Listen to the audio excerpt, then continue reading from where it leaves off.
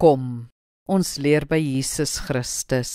Openbaring 22 verse 16 en 17 sê, Ek is die wortel en die geslag van Dawid, die helder môrester, en die Gees en die bruid sê kom, en laat elkeen wat luister sê kom, en laat elkeen wat dors het kom, en laat elkeen wat dit begeer die water van die lewe kom kry, verniet.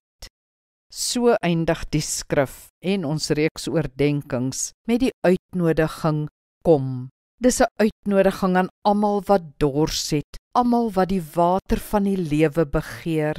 Jesus bied lewe, ware lewe, oorvloedige lewe, ewige lewe.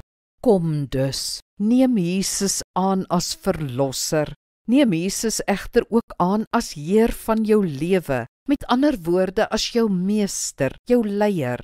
Maak hom jou voorbeeld en jou doel. Laat hy jou lewe bestuur volgens sy wil en visie, volgens sy plan.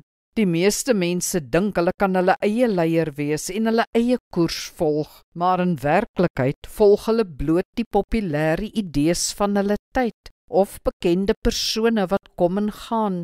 So 'n lewe is in werklikheid koersloos en minderwaardig. Nee, maak Jesus jou leier en lig. Laat sy Gees jou koers vaslei tot by die doel.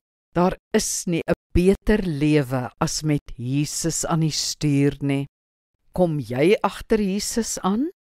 Kom ons bid saam. Ja, ek kom, Here. Ek dors na dit wat U bied. Ek neem U aan as verlosser en as Here van my lewe. Ek gee my oor aan U Gees om my te lei en te leer. Ek behoort aan U en dit is my grootste troos en inspirasie. Amen. Die Here seën jou.